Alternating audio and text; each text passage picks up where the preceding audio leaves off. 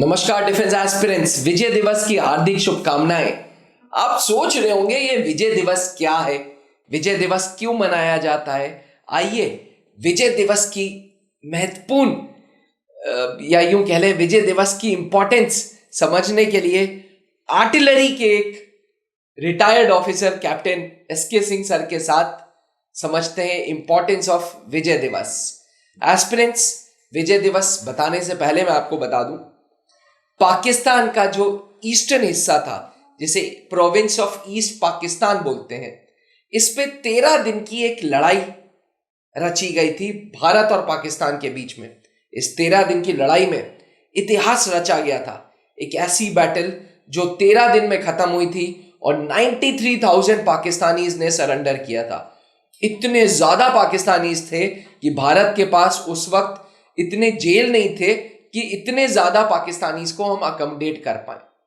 इस वॉर में 15,000 square kilometre का एरिया भारत ने जीत लिया था। लेकिन भारत की अच्छाई है कि हमने अगले साल शिमला एग्रीमेंट में वो पूरा 15,000 स्क्वायर किलोमीटर वापस कर दिया पाकिस्तान को। एस्पिरेंट्स, समझते हैं भारत पाकिस्तान का वो युद्ध जिसने जन्म दिया बांग्लादेश को, जिसकी वजह से मनाया जाता है ये विजय दिवस। सर, विजय दिवस आपके लिए 2-3 रीजन से बड़ा आपके लिए मैं कहूं कि it is very very very very, वो कहते हैं ना कि एक जिंदगी की यादगार मेमोरी एक आपके करीब, क्योंकि मेरे फादर थे 1971 वॉर में, उन्होंने ये वॉर फाइट की थी। जी हाँ। और मैंने सुना है कि आर्टिलरी का बहुत बड़ा योगदान था इस वॉर को जीतने में। जी, तो सर, इन दोनों किस्सों को जरा हमें बताइए, कैसे आपके फादर ने क्या रोल था उनका, कौन सी यूनिट में हुआ करते थे, सब कुछ बताएं sir. Sir, my father was in 183 light regiment. अच्छा सर। और ये रिटायर्ड एज ऑनरी कैप्टन। अच्छा। तो उनसे बड़ी कहानियां सुनी मैंने जी। अपने तैयारी के दिनों में भी बहुत सुनी, अपने स्कूल कॉलेज डेज में भी बहुत सुनी थी। क्या ये युद्ध आपके लिए एक रीजन था आर्मी ज्वाइन करने का? हाँ, जो कहानियां मैंने उनसे सुनी उनसे बहुत इंस्पिरेशन मिलती थी। तो बिल्कुल ये रीजन बहुत क्लियर था दिमाग में। और मैं ये कहूँगा कि 93,000 सोल्जर्स का सरेंडर करना साउथ एशिया में आज तक ना कभी हुआ है, ना आगे कभी होगा। इतना बड़ा सरेंडर, बहुत बड़ा सरेंडर है जी। इससे बड़े सरेंडर्स जो हुए हैं वो यूरोप में हुए हैं, मिडिल ईस्ट एशिया में हुए हैं। अच्छा। बट साउथ एशिया में इतना बड़ा सरेंडर ना कभी हुआ था, ना आगे कभी देखा जाएगा। अब देखिए, जो मैंने उनसे सुना उसके आधार पे जो मुझे कुछ बड़ी इंटरेस्टिंग पहलू लगे इस बात के, तो मैं वो जरूर शेयर करूंगा। क्योंकि हम हर बार क्या करते हैं, हमने एक इनको अश्योरेंस दे रखी थी सभी व्यूअर्स को कि हर ऐसे दिन पर कुछ अनसुनी कहानियां लेकर के आया करेंगे जो किताबों में नहीं छपी, जो लोग ज़्यादा जान नहीं पाए, मगर थी उतनी ही इंटरेस्टिंग, या शायद आप कह सकते हैं उनसे भी ज़्यादा इंटरेस्टिंग थी। है ना? तो एक्चुअल देखिए, जुलाई अगस्त के आसपास इंडिया का एक्शन बहुत क्लियर हो चुका था। हालांकि ऑफिशियली लड़ाई स्टार्ट नहीं हुई थी, मगर एक्शन में आ चुकी थी इंडियन आर्मी। और राजनगर बीओपी के पास से जी, जो कि अगरतला के पास में है, वहां से होते हुए काकरावन क्रॉस करते हुए एक डोकी मुक्तापुर जगह है, वहां पर 23 माउंटेन डेव को डिप्लॉय किया था। और उस समय सबसे बड़ा चैलेंज था इस माउंटेन डेव के सामने, वो था मैनामती का डिफेंस। मैनामती डिफेंस जो कि एक एल शेप डिफेंस था, कंक्रीट का बना हुआ। अच्छा। और ये डिफेंस इतना मजबूत माना जाता था कि भारतीयों के लिए वो डिफेंस तोड़ना बहुत चैलेंजिंग था। ये डिफेंस ऐसा डिफेंस था जो सेकेंड वर्ल्ड वॉर में भी तोड़ा नहीं जा सका था, मतलब किले की दीवार जैसा। तो आप ये सोचिए कि सर, जब सेकेंड वर्ल्ड वॉर में नहीं टूटा हो, वो कितना बड़ा चैलेंज होगा इंडियन आर्मी के लिए। और फिर जो डिव कमांडर थे, उन्होंने कुछ अच्छे ऑफिसर्स चुने, जिसमें से 4 ऑफिसर्स जो मेरे पिताजी बताते थे कि एक थे मेजर कुलदीप सिंह बरार, एक मेजर चांदना, मेजर सहगल और मेजर एडी सिंह। ये 4 वो अच्छे क्वालिफाइड आरटी ऑफिसर्स थे। ऐसा बताते हैं कि वो बाइनोकुलर का यूज नहीं करते थे जब गन करेक्शन देते थे, तो गन करेक्शन के लिए वो बाइनोकुलर का यूज नहीं करते थे, वो हाथ खोल करके और डिग्री पढ़ करके बता देते थे कि हाँ 17 डिग्री 19 डिग्री करेक्शन चाहिए मुझे, और वो आर्टिलरी के ऑफिसर्स होते थे। जी हाँ, और बड़ा चैलेंजिंग होता है आरटी में ओपी ऑफिसर का काम, और वो बड़े माहिर लोग थे। तो उस दिन वो चैलेंज जो एक्सेप्ट किया था वो किया था अकेले एक ऑफिसर मेजर कुलदीप सिंह बरार। और मेजर बरार साहब की काबिलियत देखिए, क्योंकि जब एक ओपी ऑफिसर आगे जाएगा दुश्मन के इलाके में, क्योंकि ओपी दुश्मन से बहुत नजदीक होती है, और वही देखते हैं कि गोला कहाँ गिर रहा है और कितना करेक्शन दे सकते हैं हम इसको। उनके साथ एक वायरलेस ऑपरेटर जाएंगे, एक टीए जाएंगे उनके पास, जिनके पास अपना बोर्ड होता था, वो उस पर सारी चीज़ों को आकलन करते थे। लेकिन उस दिन मेजर कुलदीप सिंह बरार ने कहा कि भाई मुझे कोई बंदा नहीं चाहिए। अच्छा, he was very soft, he was an officer. Yes, he was an officer, और बहुत सॉफ्ट थे। उनके पास कोई भी व्यक्ति अगर अपनी दुख तकलीफ लेकर के जाता था तो उसको ध्यान से सुनते थे, उसको रेक्टिफाई करने की कोशिश करते थे। अच्छा। तो he was very soft person. मगर उस दिन देखो क्या चैलेंज एक्सेप्ट करना था, इतना बड़ा डिफेंस जो सेकेंड वर्ल्ड वॉर में ना टूटा हो, वो एक मेजर साहब कहते हैं कि मुझे कोई बंदा नहीं चाहिए, मैं अकेले जाऊंगा। उन्होंने वो सेट भी खुद कैरी किया जो ऑपरेटिंग सेट था, प्लस टीए का पूरा सामान बोर्ड वगैरह उन्होंने खुद ले लिया, और अपनी कार्बाइन, ठीक है, इतना लेकर के वो गए आगे दुश्मन के इलाके में गए। 3 दिन बाद वापस लौटे, मगर उस 3 दिन में वो मैनामती डिफेंस जो है डिस्ट्रॉय किया गया। अकेले डिस्ट्रॉय करवाया उन्होंने, कि वहां जाकर के दुश्मन के इलाके में अकेले बैठना, अकेले झेलना हर एक चीज को, क्योंकि वहां सबसे बड़ा काउंटर पाकिस्तान का आता था। लेकिन वो अकेले जा करके, और पूरी उस दिन जो 48 घंटे उस डिफेंस को तोड़ने में लगे थे, लगभग ऑल मीडियम गन्स और लाइट गन्स, माउंटेन गन्स सारी एक साथ फायर कर रही थी 48 घंटे तक, और वो तोड़ा गया फिर डिफेंस। ठीक है, वो बहादुरी थी मेजर कुलदीप सिंह बरार साहब की, जिन्हें वीर चक्र दिया गया, और बाद में वो लेफ्टिनेंट जनरल से रिटायर हुए। लेफ्टिनेंट जनरल बनते बनते उन्होंने एवीएसएम और पीवीएसएम भी पा लिया था। अच्छा, तो बहुत बड़ा नाम मैं कहूँगा। दूसरी एक कहानी मेरे को याद आती है, I believe Major HS Grewal, ये थे 8 बिहार के ऑफिसर, चार्ली कंपनी के कंपनी कमांडर। इन्हें एक टास्क दिया गया था, बबनिया रेलवे स्टेशन था, उसको कैप्चर करना था इन्हें, चार्ली कंपनी को। एक कंपनी में अमूमन 120 लोग, 120 लोगों को लेकर के एक ऐसे रेलवे स्टेशन को कैप्चर करना है जिस पर पाकिस्तान पूरी तैनाती से बैठा हुआ है। ठीक, अब पता चला कि ये बहुत क्लोज, धीरे धीरे जाते गए। जब ये पाकिस्तान के एलएमजी रेंज के अंदर आ गए, तो एलएमजी रेंज के अंदर आने के बाद ये होता है कि अब इसके बाद जो होगा वो डायरेक्ट अटैक होगा आमने सामने का।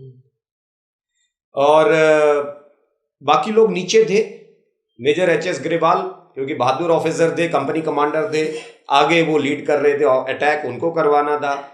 ये ऊपर उठ करके गए, एक मेड़ जो छोटा सा बांध टाइप था उसके ऊपर चढ़ के गए, बाइनाकुलर लिया, और वो खुद ऑब्जर्व करना चाहते थे कि मैं अटैक कैसे कराऊंगा।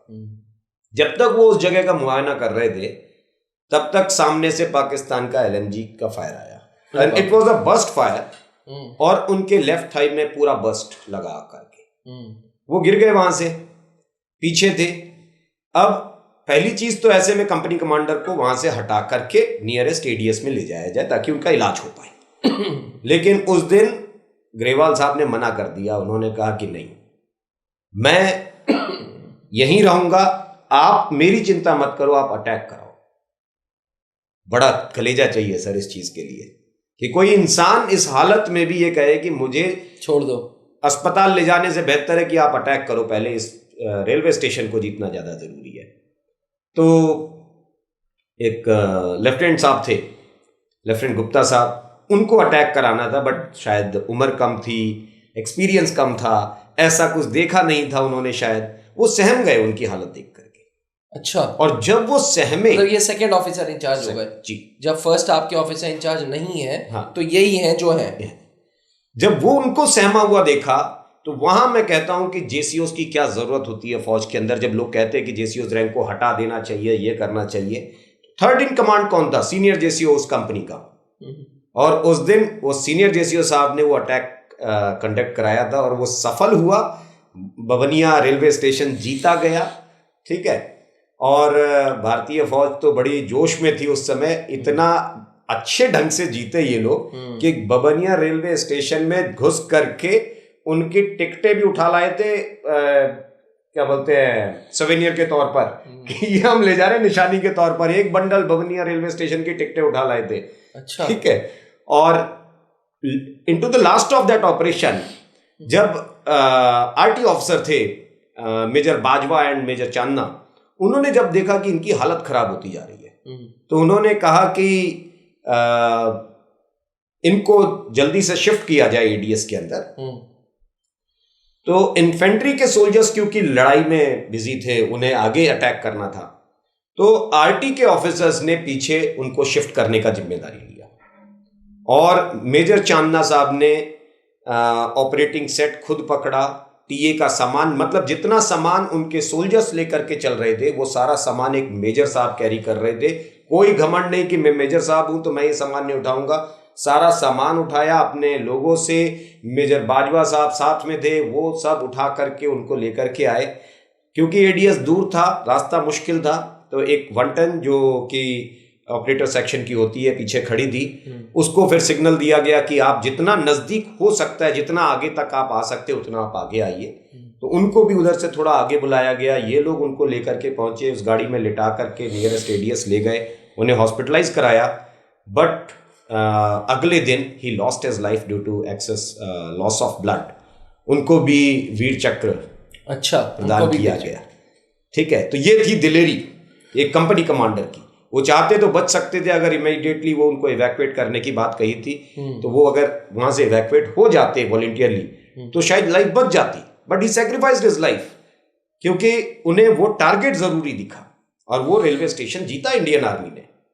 तीसरा एक मैं बहुत बड़ा नाम जिसको कहूंगा, जिन्हें अवार्ड नहीं मिला, पुरस्कार मिलने का पूरा हकदार थे वो, लेकिन उन्हें वो पुरस्कार दिया नहीं गया, मिला नहीं, whatever the reasons are, I don't know. लेकिन वो नाम था Lieutenant Colonel SD Khullar. Lieutenant Colonel SD Khullar 183 light regiment के सीओ थे, कमांडिंग ऑफिसर थे। उस समय लेफ्टिनेंट कर्नल साहब को कमांड मिलती थी।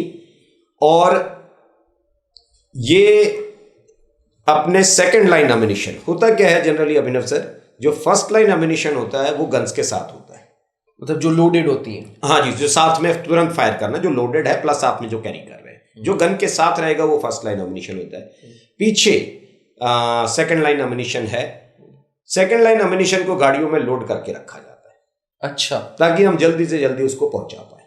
जैसे इसमें खत्म हो गाड़ी आ जाएगी। जी हाँ। तो ऐसे हर गन के लिए एक गाड़ी थी, 6 गाड़ियां 3 टन 6 लोडेड खड़ी थी। और एसडी खुल्लर साहब इंस्पेक्शन करने गए थे कि हाँ क्या मेरी गाड़ियां सही कंडीशन में हैं, हमने इसको कैमोफ्लाई कर रखा है, सुरक्षित रखा हुआ है, नहीं रखा है। रोमियो बैटरी की बात है, 183 लाइट रेजिमेंट की। और उनके जो सीनियर जेसीओ साहब थे, एसएस यादव साहब, जो कि हरियाणा के कनीना के रहने वाले थे, वो वहां पर मौजूद थे।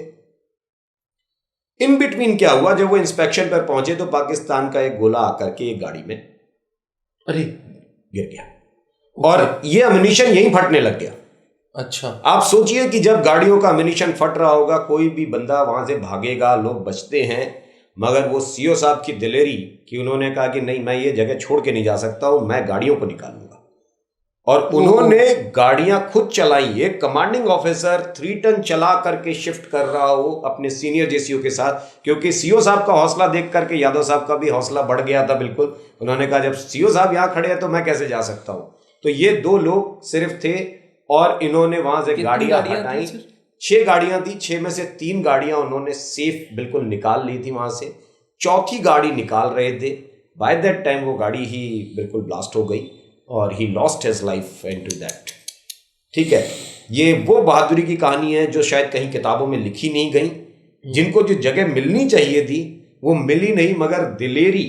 और मैं इसमें खास करके जो मेजर कुलदीप सिंह बरार साहब की बात कहूंगा कि अकेले जब कोई इंसान जाता है उसमें देखिए काबिलियत है ना, बहादुरी और सूझबूझ, तीनों का कॉम्बिनेशन एक साथ देखने को मिलता है। कुछ दिन पहले एस्पिरेंट्स हम लोगों ने officer like quality, effective intelligence जी की बात की थी।